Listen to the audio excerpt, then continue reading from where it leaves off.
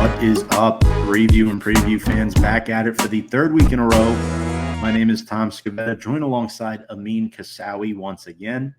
Third time's a charm, they say. Amin, welcome back. We have an action-packed show. First off, how are you doing? I know you've been doing some Australian Open stuff over at work there. How's that going?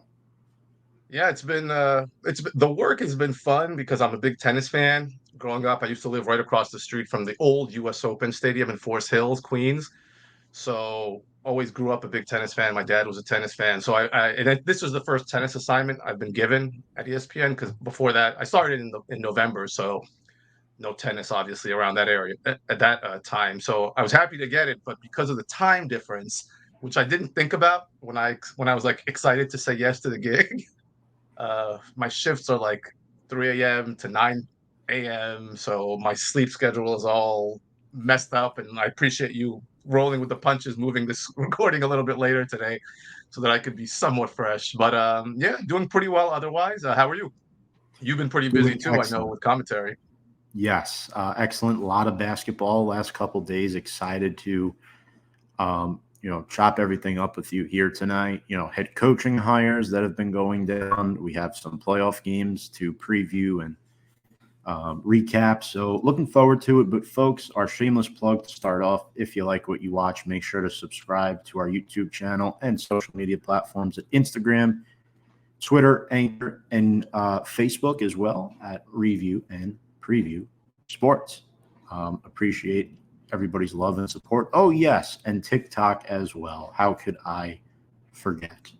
Um, let's start with the breaking news. Maybe not so breaking anymore, but Jim Harbaugh is now the head coach of the Los Angeles Chargers. I mean, just less than a month removed from actually like 2 weeks removed from Michigan winning the national championship over Washington. Harbaugh, it was an interesting year for him at Michigan.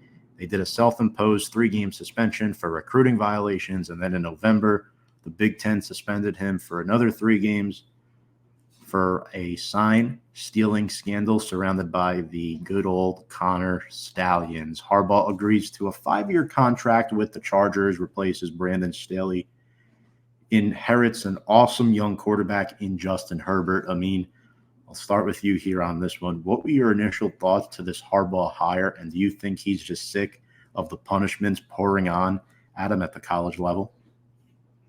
I think for sure that definitely plays a factor, especially the stress he went through this year. But also, I never saw him as like a Nick Saban type, someone who's going to be a college lifer, even though I know Saban was an NFL guy for a few seasons, but he was really known for his college coaching. I always saw Harbaugh as someone who was going to take the next step up eventually. And this was the season to do it.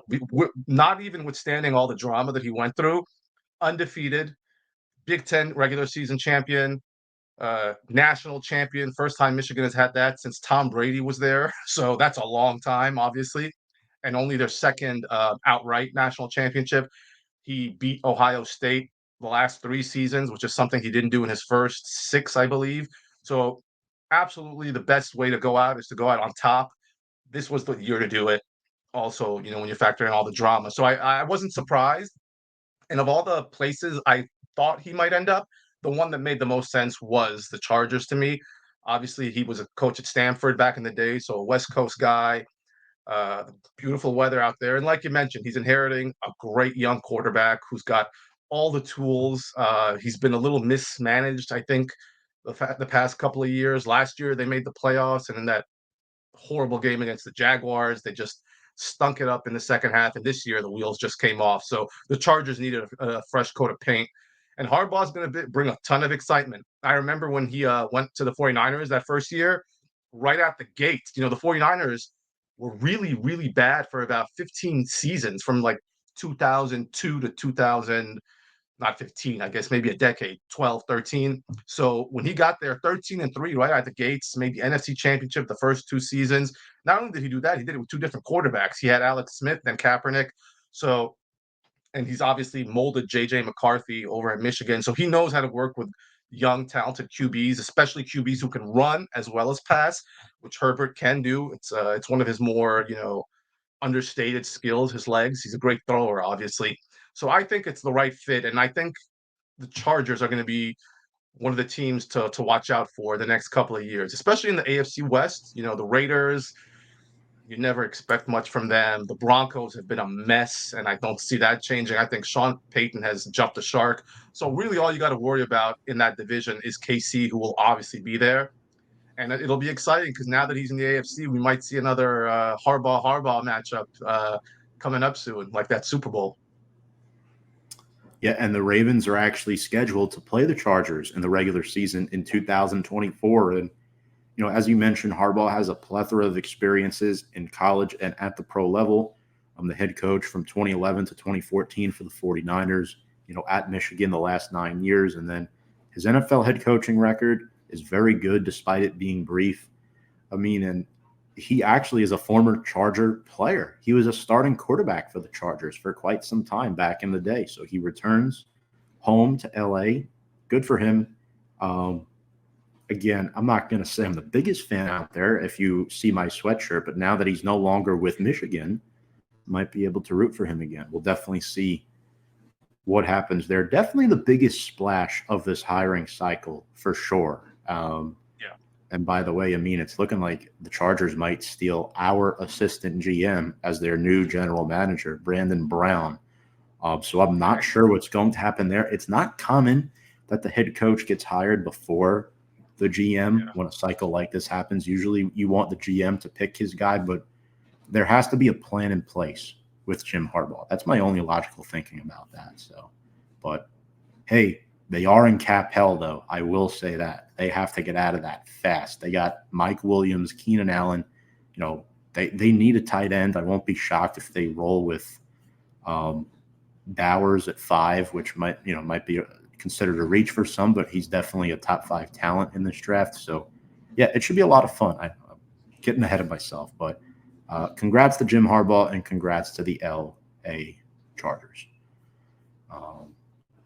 Next up, let's get to the next hire, Amin. And I'll be honest with you, what I heard about it earlier, I was confused. It didn't make sense to me. I was like, well, who the heck would want to take the Panthers job? But Bucs offensive coordinator Dave Canales is the new head coach for the Carolina Panthers, just 42 years old. And when I looked at this, Amin, on the surface, I saw just 1 year as an offensive coordinator for the Bucs. But look what he did with Baker Mayfield this year. And before that, in 2022, he was the Seahawks quarterbacks coach. That was the Geno Smith comeback season. So now the hope here, I think, by hiring him, Amin, is to get Bryce Young on the right track. That clearly did not happen with Frank Reich. And if people are a little bit concerned about this hire, go check out Rashad White's tweet saying in exclamation points in all caps, no, he did not want to lose his offensive coordinator. But let's break this hire down. I think the Panthers right now have been pretty corrupt over the past few seasons, and maybe it just takes a young mind to turn this around. I will say, even if they're bad next year, which I do expect, hey, it's the NFC South. It's anyone's game. Yeah, that division has been so lousy past couple of seasons. Last year, the Bucks won. The Bucks won it both years. One game over 500, so even with Tom Brady last year. So not the best division. So that's where you want to be if you're going to be crummy. If you want to have a chance. Don't know a lot about him other than what you mentioned. Baker Mayfield this year had his renaissance, and he was his quarterback coach. So that's telling. Prior to that, he was with the Seahawks for forever. He was with them for their 2 Super Bowls. He was always on the offensive side, wide receivers coach for a couple of seasons, offensive assistant, quarterback coach a couple of seasons. So we'll see. He must be a great interview because I don't know much about him other than Baker and Geno. He helped them get on track, but that said, it's not like they were like the best quarterback in the league either season. They were just better than they had been prior to him. So I'm very curious to see what he does with Bryce. Bryce, we really don't know what he is yet. This season was kind of a throwaway with all the drama that was happening in Carolina. I saw a stat the other day. The Panthers never at any point had a lead in the fourth quarter of any game this season, which is mind blowing to me. which speaks ill of their defense as well as their offense, obviously. But interesting hire, and we'll see how it turns out. The Panthers might end up being looking like geniuses if he ends up being some kind of a young whiz kid, very young for a head coach, as you mentioned. And it'll be curious. I'm interested to see what he does with Bryce, because obviously Bryce, coming out of college, had all this hoopla. We thought he'd be good right out the gates, and that wasn't the case. Not entirely his fault, obviously, but an interesting hire. TBD for sure. Yeah, definitely interesting, on the fence about that one. But moving on to the Atlanta Falcons, I think this is the most questionable one, at least out of the three that we're discussing tonight. He does come with NFL head coaching experience in the past. It's Raheem Morris, hired as the next Atlanta Falcons head coach following the firing of Arthur Smith. Arthur Blank, made it known in his press conference with the Atlanta media and journalists, saying, we want a guy who is going to be sharp-minded, make calculated decisions and get this team back on track to where they want to be and utilize the weapons that they've drafted, such as Kyle Pitts and Drake London, who have been held back a little bit. They are a quarterback-hungry team. Morris is 47 years old. He was the head coach for the Bucs from 2011 to 2013. This team, I think what makes this the most head-scratching, and this has nothing to do with Raheem Morris. Bill Belichick got 2 interviews with the Falcons, and they bypassed him for Raheem Morris, who's also defensive-minded guy, maybe 24 years younger, but maybe that has something to do with it. I don't know. We know he served as Dan Quinn's interim for the Atlanta Falcons in 2020, so he does have ties to the organization, and obviously we know what he did with the Rams. Won a Super Bowl his first year there. So what do you think of his hire on the surface, and how do you think Atlanta's going to look in 2024? Well, you mentioned the Belichick thing. Part of me thinks that they only interviewed him a second time so they could reject him because of that Super Bowl debacle. So that Arthur Blank could get a little bit of revenge, in his mind at least. Because how do you pass on Bill Belichick for Raheem Morris, other than the age factor, I guess? But Raheem Morris really doesn't have the track record. I know he was the defensive coordinator for that Rams team that won the Super Bowl. He was on the defensive staff for the Bucs back in 2002 when they won the Super Bowl a million years ago. But to me, it's not the right fit, because I don't see him. To me, he's a coordinator. That's where he belongs. He's strong in that area, because his head coaching tenure with Tampa did not prove fruitful. 3 seasons, 1 year he won 3, 1 year he won 4 games. So nothing to talk about there. Also, looking at his resume, he was, as you mentioned, with the Falcons from 2015 through 2020, but he was on the offensive side of the ball, which I found so bizarre for a defensive guy. He was their assistant head coach, pass game coordinator, and their receivers coach for a lot of that, including that Super Bowl loss to the Patriots, the 28-3 comeback. So to me, it's not the right fit. Maybe I'll be proven wrong, but I don't see him being the guy who's going to galvanize a team that needs to be galvanized. Like you mentioned earlier, it's the NFC South. It's a crummy division. Anyone can win it any year. But Arthur Blank is the kind of owner who wants to win a Super Bowl. You can tell by his interviews. You can tell when you see him on the sideline, in his press box. In his suite, he wants to be a champion. He doesn't seem like a owner just for fun to own a football team. So I don't see this as the hire that's going to make the Falcons a contender. Unless, of course, they draft, an all-world quarterback, and then all bets are off. But not a fan of this hire. Yeah, I'm going to say I'm not really a fan either. Morris is an outstanding young defensive coordinator, but I don't know if this is the right move for the franchise at this time, considering you have offensive minds out there still like Ben Johnson, Bobby Slowick, Frank Smith, among others, guys who are fully capable of getting you and working with that quarterback that you want. The league has changed to offensive-minded coaches, and we saw D'Amico Ryans make a nice run this year being a defensive-minded coach, and it worked out very well. But people forget Houston also had an outstanding offensive coordinator this season as well in Bobby Slowick, who I just mentioned. So, you have to give both of those young guys credit. So It'll be interesting to see what Atlanta does at the OC position. I know Zach Robinson, the Rams quarterback coach, has been mentioned to follow Morris in his footsteps from LA to Atlanta. So those are the three latest head coaching hires. That leaves two spots remaining in the Commanders and the Seahawks. So we'll see who fills those seats. Amin, let's get into our divisional round takeaways. I'll start with you here. There were 4 games this weekend.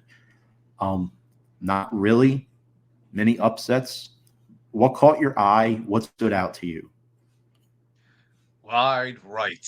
The Buffalo Bills. The 2 words that, oh my God, watching that game. I was with a friend of mine. We were at a restaurant having dinner and it was on the screen. So we're watching and the sound was on and the Bills get in position and something in my stomach just went, uh-oh, this is giving me bad like juju, like something in the air. And then he kicks it and immediately it's off. You can't, the second it came off his foot, it wasn't like one of those kicks where you're wondering, is it going to fade in? No, this was going wide right away. Broke my heart for Bills fans. Those fans are such loyal, hardcore, dedicated fans. And a lot of the hate that came on Josh Allen, I was like, Josh Allen played a great game, all things considered. He put his team in position. Their defense caused the turnover at the goal line, preventing the Chiefs from scoring. They really had it. Their clock management on that last drive bothered me, but they were playing the odds. They were going to go for the field goal. They thought it was reasonable, which it was, 44 yards. But unfortunately, Bass just kicked it wide right. And those 2 words are the bane of every Bills fan's existence. That's the first thing that I would think of.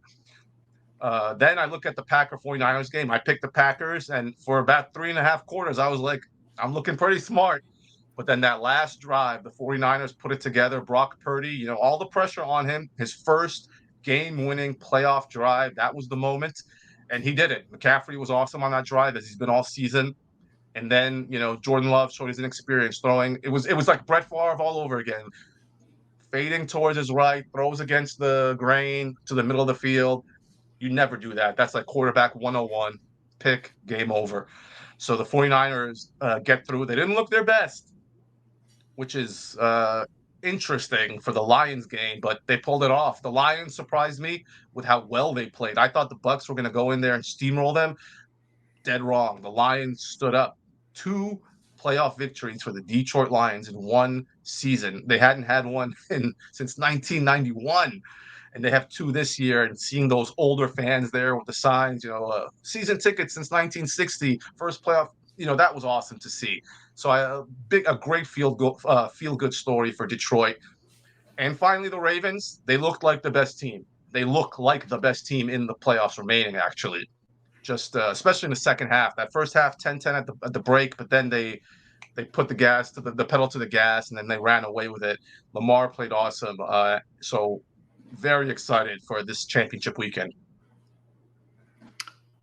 Excellent analysis. I agree full-heartedly with everything that you said. There is one thing I want to add, though. I think Baltimore's defense is outstanding. CJ Stroud could not get anything going. He only had 175 passing yards, and it was a big problem. Houston's offense just looked weak throughout the entire game, and Baltimore has really separated themselves from the rest of the pack, in my personal opinion. I want to give Tampa Bay a little bit of credit. I thought they hanged in there until the fourth quarter. That's when, the Lions offense took over, and we're looking at what the Lions did in this year's draft. Jameer Gibbs, Jack Campbell, Sam Laporta, Brian Branch. All 4 of those rookies have been key marquee players for Detroit this year. Everyone was putting them on blast for, I believe, taking Jameer Gibbs 12th overall in the draft. Why would you go and take that guy? Well, look at the impact that he's made. When you want your guy, you go get him. And Detroit's in the NFC Championship game, and any teams who might have critiqued that move, most of them are probably sitting home right now. I'm not saying go out and take a running back at 12 yearly. No, that's not what I'm saying. What I'm saying is When you find somebody who fits your scheme talent-wise, you go get them. You go get them. And Detroit, uncharted territory for them for the past 60 years. So I'm very happy for the Detroit Lions getting to where they want to be. So those are my big takeaways. Let's move on to our conference championship weekend preview. And this is the meat of the show, ladies and gentlemen. The 3-seed Kansas City Chiefs will be at Baltimore at M&T Bank Stadium in Baltimore, Maryland, taking on the 1-seed Baltimore Ravens. Again, I put their records with the playoff wins now included. Baltimore favored by 3.5, according to ESPN. And Kansas City, they finally won a road playoff game with Patrick Mahomes at quarterback. I'll start with you here. What are you thinking about this game? And this is the first game, which is pretty crazy. This might be I don't want to say better of the two games, but, two elite quarterbacks in this game. Yeah, and two elite defenses. As you mentioned, this is a historically great Ravens defense. It's not just the best defense this year. They really belong, especially if they close the deal, they belong with the great defenses of all time. First in sacks, first in takeaways, first in scoring defense, first in yards per attempt. But the Chiefs are second in all those categories. So, but a distant second, in my opinion, because the way the Ravens are doing it, it's just been so impressive. Only 16.5 points per game this season. That's nasty. And like you mentioned, they have weapons at every single level of defense, at the line, in coverage, everywhere. I think it's going to be really, really difficult for Patrick Mahomes and that offense to put up the kind of performance that they did at Buffalo. And they didn't, to me, they didn't look that great at Buffalo. I know a lot of people were like, Romo said it during the broadcast, this is the best I've seen the Chiefs offense look all season. Well, if that's the case, I'm very worried about them this week playing in Baltimore against a defense that just looks like it's ready to hunt. Uh, Andy Reid is coaching against John Harbaugh, which is very interesting because Harbaugh was on his staff in Philly for 9 seasons. He was a protege. From his work with Philly, he got the Baltimore gig, and he's been there since 2008. However, Andy Reid is 5-0 in the playoffs against former assistants, so he seems to know the tricks to beat his former guys. It'll be so interesting to see the Chiefs offense versus the Ravens defense. That's where the game is going to be won because Lamar Jackson is going to do him. He's going to run. He's going to do what Josh Allen did last week, but even better, which is be efficient with the ball. Now, he's not going to throw a lot. I see they're going to run. But when he gets the chance, he's going to make those passes. I see him being like, 18 for 22, that kind of game, 200 yards throwing, nothing crazy, just enough to, keep the Chiefs defense in check. The Ravens have had 100 yards in 35 straight games. That's amazing. They've allowed fewer than 20 points in 5 straight games. Jackson has had 3 games with 100 rushing yards in the playoffs. That's going to happen again. If he has Mark Andrews, maybe the passing game will open up a bit. But I think it's going to be really difficult for the Chiefs. I know a lot of 3.5. I think it's going to be bigger than that. I think the Ravens, the way they looked last week, listen, if Patrick Mahomes goes into Baltimore and wins this game, and it's going to have to be him who wins it. I know his defense is pretty good, but the defense is not going to win this game. He's got to put up points and put yards on the board and make that defense put it on its heels. I don't think he can do it. I think this is going to be I think the Chiefs are going to come up short in this one. I think the Ravens are going to head to the Super Bowl. This is the first time since 1970 that the city of Baltimore has hosted a conference championship game. That was, of course, the Baltimore Colts. Wow, look at him some throwback stats there. I love it. Absolutely love it. Yeah, to your point, Mark Andrews is expected to play this week, first time since week 11. You mentioned some great sacks about the defense. Well, they didn't sack C.J. Stroud last week, but they held him to just 175 yards through the air. You have star players like Roquan Smith and Patrick Queen at linebacker.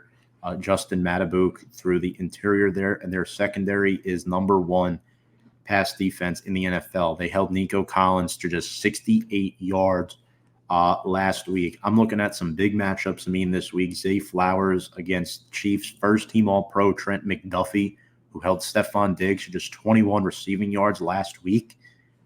He had 2 tackles for loss in that game, too. I know Willie Gay suffered an injury. He's heavy on that quarterback spot. And we saw what Lamar did against Houston last week. 100 rushing yards, 2 touchdowns, 7 rushing first downs.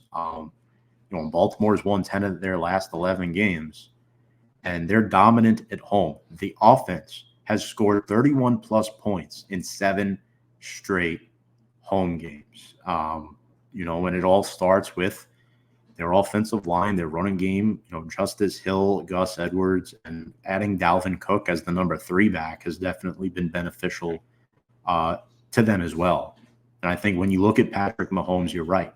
He'll have to win this game. 6 straight AFC Championship game for him. 3-1 in his career against Lamar. Now, they haven't played since 2021. Let's keep that in mind. And here's an interesting stat.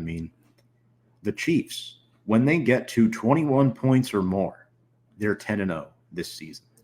But you mentioned the stat when you were talking and analyzing the game just now that Baltimore has not allowed more than 20 points in their last 5 games. So what does that tell you, right? This is going to be a lower scoring game than people think. I will give the Chiefs defense a little bit of credit.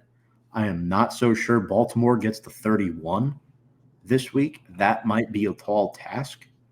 They're going to have to get the ball to Rice, and it's going to be tough to get it to Kelsey. Roquan's going to be locked on him.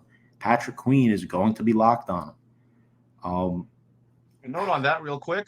What's Kelsey, he averages 87 yards per game against the Ravens, which is the most against any team in his career. At least 5. He's played at least 5 times. So that's something to if they can, and he has to get off, because if it's not him, who's going to be catching those balls? You can't have Rice doing everything. They don't have that. Yeah, they don't have that complementary wide receiver to Rashee Rice. We know Kelsey is there, guys. That's their primary option. But you want to throw it on the boundary. Kelsey's not catching many passes on the boundary. A lot of it's over the middle of the field. Fun fact, before I make this prediction. The Ravens beat the Chiefs 30-7 in the 2010 playoffs. That's the only time they ever met in the postseason. There you go. 2010, wow. Yeah. My pick is the Baltimore Ravens. Number 1 rush offense in the league. They lean on that this week. I think the Chiefs keep it close. I want to give it a final score of 27-23. Baltimore advances to the Super Bowl. All right, so we're 1 for 1. 1 for 1. We're sorry, Swifties, if you're watching. We went the other way on this one. Now, before we get to the next game, I had a question for you, and it's related to the Baltimore Ravens and Lamar Jackson. Ever since Lamar Jackson has been in the NFL, he's been criticized. He hasn't won big playoff games, and that's true. We both predicted Baltimore to win this game, but will Lamar Jackson look really good doing it? Will he silence his critics? I feel like he sort of already has, but I kind of wanted to get your take on this because I know you and I have never really spoken about it much, so I think it would be an interesting topic to just chew along here for a minute. So 2 things I would say. First of all, yes, I think he will silence his critics. I potentially think he already has as well. But I think in this game, AFC Championship against another, marquee quarterback, and he's going to be the 2-time MVP, I think he's going to play outstanding. And I think it's going to be the kind of performance where it gives them the boost and the momentum heading into the playoffs. I think he's going to, after this game, there will be no more, is he clutching the playoffs, all that nonsense. I think this is going to be the game for that. Second point, however, if I had a vote, he would not be the league MVP. I hate that it's always got to go to the quarterback. When it's deserved, I understand, but that team is not great. He's not the reason by himself. The defense is more vital than him, if you ask me. Don't get me wrong, he's crucial, but in my opinion, he is not the league MVP this season. If I had a vote, I'd vote for Christian McCaffrey, and maybe we'll talk about why in our next game. But yes, I do think he's going to silence his critics. But I don't. If I had a vote, I would not vote for him as the league MVP. But he would be my first team All Pro quarterback for the season, which he was. I agree. I do think he already sort of has, so I'm intrigued to see if he wins another playoff game this week and gets to his first Super Bowl. So definitely wanted your take on that. Yeah, awesome stuff as always, Amin. And let's get on to the next game, the NFC Championship game, the Detroit Lions taking on the San Francisco 49ers in San Francisco. This should be an awesome game. Niners survived the Packers last week. You know, you just mentioned McCaffrey. He did score the game-winning touchdown with around a minute to go left in the game, and the Detroit Lions pull away from the Bucs in the fourth quarter. Detroit back in the NFC Championship for the first time since 1991, and the first time the team has won 2 playoff games in the same season since 1957. How's that? A long time ago. It's amazing. Yeah. But what are you thinking here? I know you're high on McCaffrey. You know, you picked the Packers to win last week, but all in all, the Niners and Lions are now here. Who's coming away with the championship? It's going to be the 49ers, and I'm very confident in this pick. The Lions, they shut me up last week, and I'm very impressed by them, by Campbell, Goff. You know, this was a season for the ages for that franchise because a lot of people coming in thought they would win the division because of how they finished last season. But I don't know if many people thought that they'd be 12-5 in the regular season and then win 2 playoff games fairly decisively. They really put the clamps on the Bucks, and they're a good team. They're a really young, good team. You mentioned their brilliance in the draft, and they're going to be good for years to come. It's going to be really interesting as Jordan Love develops to watch the Packers-Lions rivalry in that division because the Bears and the Vikings, forget about it. They're not going to be anything to talk about. But this isn't going to be the year. I think the scare of the Packer game is going to put some added, all right, let's handle our business right now. Because last year they got to this round, Purdy was hurt early in that game. They basically didn't have a quarterback against Philadelphia, and that's why they lost that game. When Christian McCaffrey, Deebo Samuel, and Brock Purdy are in the lineup together, since Purdy's first career start and healthy, they are 18-1, averaging 33 points per game. When just one of them is hurt, they go from 33 to 18 points per game. And that's, a little troubling because of what happened in last week's game. We saw Samuel went out, didn't return, but from what I hear, he's going to be back. And maybe he won't be 100%, but I think the 49ers just have the schemes. Shanahan is a great play caller, really. And he's got a lot to live up to with his dad being a 2-time Super Bowl coach champion. And he wants to get there. He's already gotten to 1 Super Bowl, 2 if you count his assistant role with the Falcons. Came up short both times. I think he really wants to, get over the hump. And this is the year to do it. They've been in the NFC Championship 3 of the last 4. They went to that Super Bowl against the Chiefs. One bad throw by Garoppolo to a wide open Emmanuel Sanders was really the difference in that fourth quarter. So I think it's going to be all about the scheming. And I think Aiden Hutchinson for the Lions, he's amazing. But I think that O-line for the 49ers are going to hold him in check, which is vital because they can't let him get off. On the opposite end, Fred Warner, probably the best inside linebacker in football, bar none. And I think he's going to have a day. Like I mentioned, Deebo Samuel's injury, that's going to be a factor.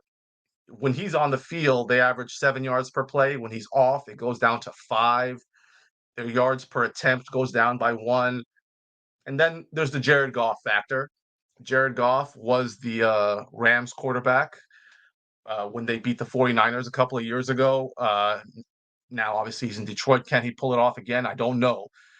It'll be an interesting call, but I think the 49ers just have too many weapons, too much experience. They're at home. They were here last year and came up short on the road. I think the 49ers are going to win. And it's a 7. They gave them a 7 point, 7 point favorite. I think that's about right. I think the Lions are going to make a game out of it. I don't think it's going to be a blowout. But at the end, I think the 49ers are going to make just enough plays to win this game 20, 31, 24. All right. So Amin has the 2-1 seeds advancing to Super Bowl 57. So for me here, I'm going to save my game pick to the very end of my analysis. Going to do the complete 180 to Amin. Look, Jared Goff is 0-5 in his last 5 games against the San Francisco 49ers. He's looked really good the first 2 weeks of the playoffs. He's nearly thrown for 600 yards and 3 touchdown passes, and that is with a backfield of Jahmyr Gibbs and David Montgomery, who have been phenomenal this season. Amon-Ra St. Brown has torched opposing defenses.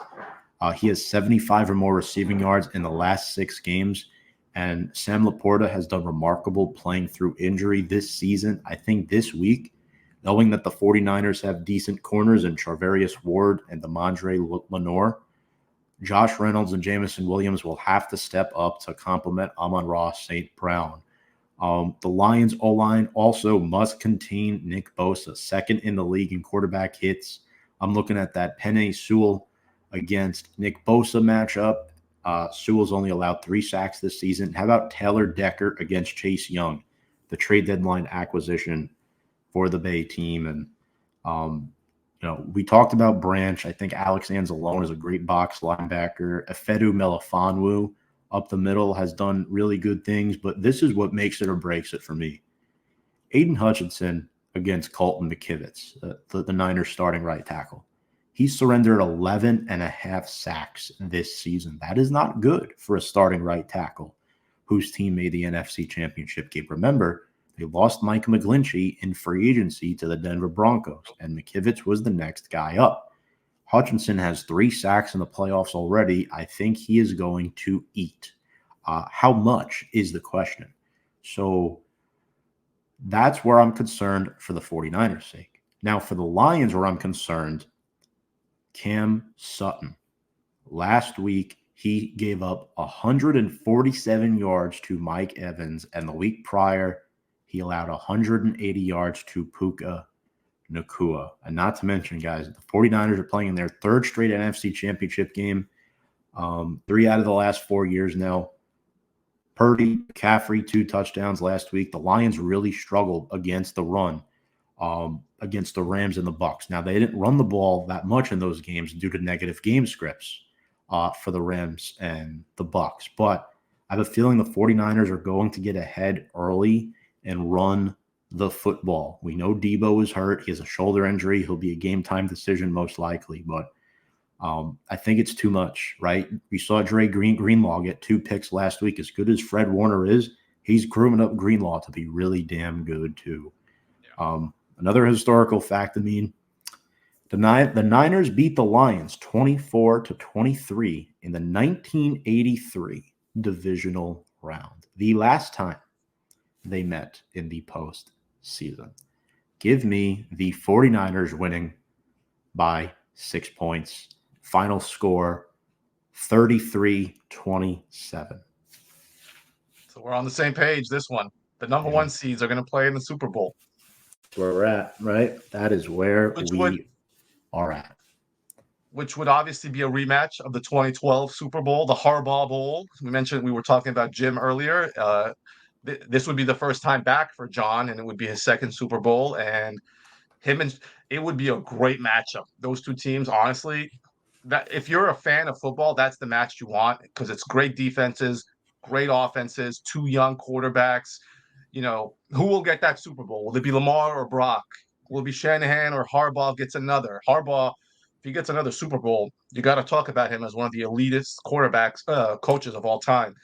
I know a lot of people want the Chiefs in there because they're the sexy team and Taylor Swift and all this, but And that would be a rematch, too, of a couple of years ago, Chiefs 49ers. That would be good, too. But I think the one seeds getting through would be an incredible matchup.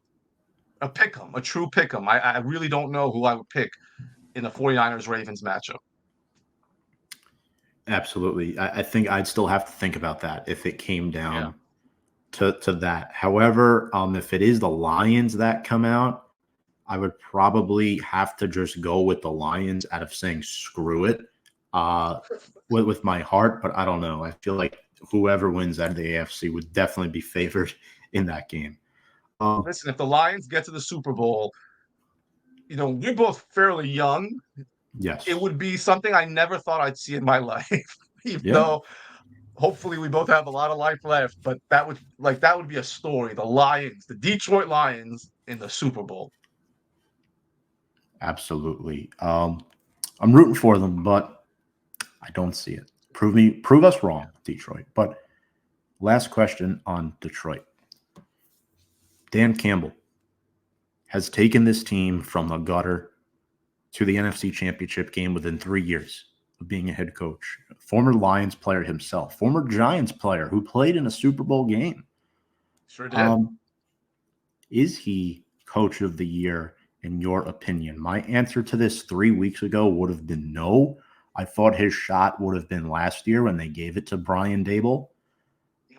But the fact that Detroit has gotten to the NFC Championship game leads me to believe it's going to be either him or D'Amico Ryans. And it's a tough pass on Ryans for me because of what Campbell has done, and he's never gotten it. So I'm going to say that, yes, he should be coach of the year.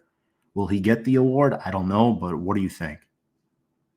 I think it depends on. So I don't know if do the voters vote pre-playoffs or during the playoffs. It might be more of a regular season thing. Yeah, so So it's like the NBA sort of with their MVP awards. yeah, If it's just a regular season award, I think D'Amico will win because of the feel-good story, the turnaround. You mentioned Detroit was in the gutter, so were right. the Texans last year. He was a Yeah, Texans player. I think all those angles will help voters vote for him, but that doesn't necessarily mean he was the coach of the year. The coach of the year would probably, if I had a vote myself, I would vote for Dan Campbell because historically, the Texans have been bad recently. The Lions have been bad forever. So, and he is the reason he turned them around. And you mentioned he was a player of theirs too. So, and he did it, over a period of 3 years. And the way he drafted, you got to give him all the credit. It's an easy thing to draft C.J. Stroud. You see him in college, he's going to be, or at least you hope he's going to be something special. But the Lions got all these, diamonds in the rough, and they have exploded in their first season, and that's coaching. yeah. Coaching matters for that. So if it was my vote, I'd vote for Campbell, but my prediction would be that the voters will give it to D'Amico, especially since he's such an emotional guy. You can tell how happy he is to be coaching, how grateful he is, how you saw him crying in the locker room after that win against the Browns. So I think they'll go with him. Awesome stuff. Well, we'll see what is announced once the NFL 2023 season awards are revealed. Amin, I want to thank you so much for joining the show 3rd week in a row. Very happy to have you, and I really do appreciate your time with everything. Oh, my friend, thank you so much. Always a pleasure to be here. One more to go, hopefully. That's right. Yes, folks, make sure to check us out to catch more of Amin and I's content here on Review and Preview Sports. We've been going at it the last 3 weeks, and we'll likely have a preview of the big game coming as well for you. Make sure to check the live stream out on YouTube of the big game. If you're watching this now, that's where we will have it for you.